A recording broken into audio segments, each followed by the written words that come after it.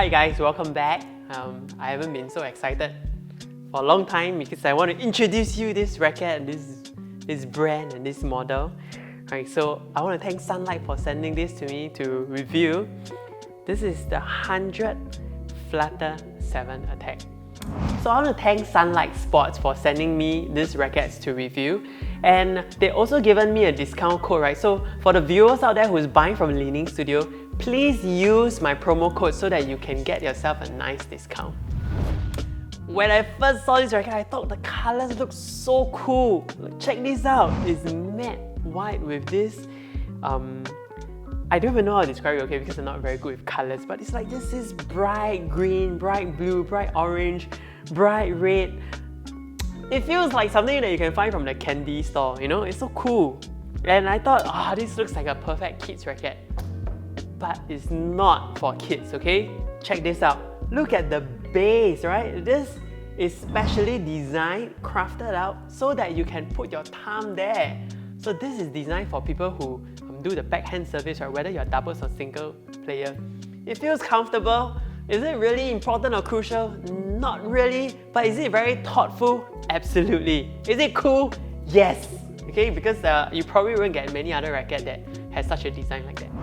Okay, so if you want a summary of this episode, this is a good racket. Okay, but I want to tell you more. Okay, because I'm trying to be scientific and I'm trying to give a quantitative opinion so that you can make the best buying decision. Okay, so let's dive right into this racket. So what I'm going to do here is I'm going to compare it with the Yonex Nanoflare 1000, which is currently my favorite racket. Okay, so let's look at the statistics of this racket. Okay, the first one will be the thickness of the shaft. So the thickness of this, as advertised, right, is at 6.6. Well, it is advertised at 6.5 mm, right? So this is just a 0.1 mm difference. So it's pretty close, and it's a relatively slim shaft.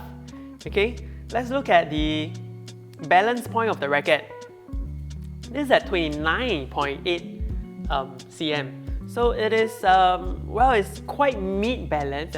Maybe it's moving towards the headlight side, but I would still say a relatively balanced racket. Okay. In terms of the length of the shaft, this is at 22 cm. Well, but 22 cm is actually quite long because the longest that I've measured is at 22.4 and the shortest is at 20.5. Okay, so let me just show you what it looks like. So the shortest racket shaft I have is the Leaning X-Force 100. Okay, and the longest that I have is the 100 Atomic X Dark Sword at 22.4. So if I put all the head, if I begin all the frame at the same point, this is a little bit difficult, okay? Alright, this is just visually how it looks like, but I did measure it properly, okay?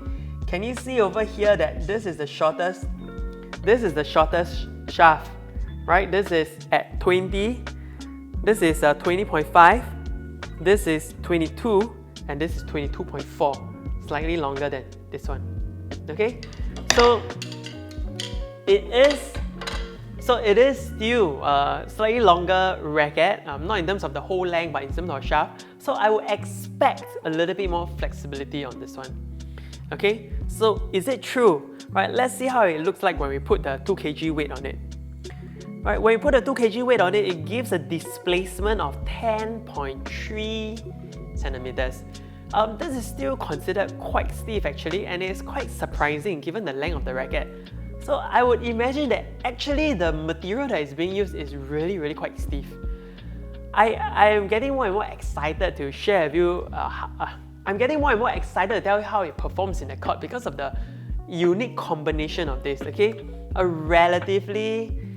slightly more headlight racket, a longer racket, but yet not a more flexible racket. I wonder how it feels, okay? So let's take it to the court and then I'll share with you how it feels. Okay, first, let's talk about the sweet spot of the racket. Well, I find that it's not so easy to use this racket actually. I can't put my finger on it. I can't tell, is it because it's a faster swing, because it's a bit lighter, or is it because it has a smaller sweet spot? I have my suspicion that it's a mixture of both. I wish I could actually scientifically measure the sweet spot of a racket. Like how I just measure the length of the shaft or the thickness of the shaft or the flexibility by putting the 2 kg weight. So viewers out there, if you have a way to measure the sweet spot, please share with me and I will incorporate that into my testings and my reviews, and I will incorporate it in my video. Okay?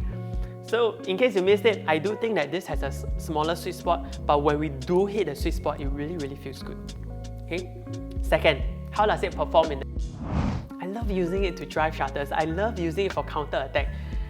Although it's at 29.8 in terms of the balance, it does feel a bit more head-like than it sounds. Alright, perhaps it's because of the length of the racket, but it does give a quick, snappy feel to it whenever I counter attack or drive my opponent's shuttles. Okay? In terms of power, so this is something quite strange that I don't really know how to explain. But it's the same phenomenon that I'm experiencing with the Nanoflare 1000Z. Both feels light, both gives a solid defense, but both produces power when we smash. How is that possible? I don't understand. But it is what it is. So I do feel power coming through. I do feel like I do deliver a good smash from it. I'm not so sure, is it because of the length of the racket accompanied by the stiffness of the shaft that gives it that snappy feeling. But if you're afraid that this racket doesn't give you a power, you don't have to be afraid. This is actually a good racket for offensive play. Okay? So the last one that I want to talk about is the most subjective one, and I'll try my best. Okay? So I want to share with you how it feels like when I hit the shutter. Right? I'm going to talk about the vibration or the feedback the racket gives when we make contact. Okay?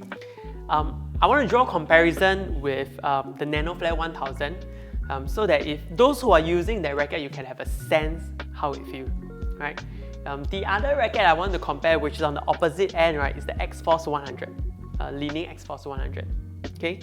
So in terms of the strength of the vibration, right, the leaning X-Force, you don't really feel it, right? You don't really feel the impact, right? Because the X-Force just drives through the shutter. So I would say that the feedback for the X-Force 100 is muted. I would say that the Nanoflare 1000, you do feel it, but it also is so short vibration, it's so quick, it feels very snappy.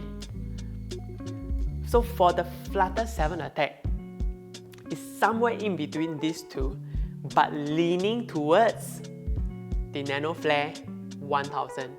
Right? It is more snappy, it is shorter, but yet it is still strong. So for those of you who like to feel the shutter when you smash, this is closer to that than the X-Force 100. Right? If you have seen my X-Force 100 review, I said that when it just bulldozes through the shutter, you don't really feel the impact. Some people like that feeling, but not this. You actually feel the shutter, there is quite a strong feedback. Right? But this is quite a snappy, quick impact that you will feel when you smash the shutter. Right? Some people like it, some people don't. It's a personal preference kind of thing. Okay? So, what's my recommendation? Okay? Now, about 5 years ago or 6 years ago, I was using the Astrox 88S. It was difficult to replace that, right? Even with the 88S Pro and the 88D Pro, I couldn't find something to replace that for a long time until the 100ZX came about. And then I used it for another 2-3 years, and it was difficult to find another replacement for that until the Nanoflare 1000 came out. Now, the Nanoflare 1000 only came out a few months ago. It was still within 2023. And within such a short time, I found its competitor. This is something that I would use when or if the strings on my Nanoflare 1000 snaps, right? Because this has that light feeling, that quick feeling, and also that power to it, right? It's not exactly the same, right? It is a little bit more muted, but I do feel like you get a bit more feeling as compared to the Nanoflare. Nanoflare is very quick and snappy. This is slightly different to that. I would recommend this for people who like to feel the shutter when they smash, right? I'm imagining backcourt players, but players that don't just smash for the whole game, that also wants to defend, counter attack and drive, right? So it's not like a crazy offensive racket. It will be balanced but leaning towards an attack. Okay? So that's my recommendation. I hope it has been helpful for you. Right? Do drop me comments and feedback and tell me how I can improve my videos for you. And with that, click like, share and subscribe, and I'll see you in the next episode. Bye!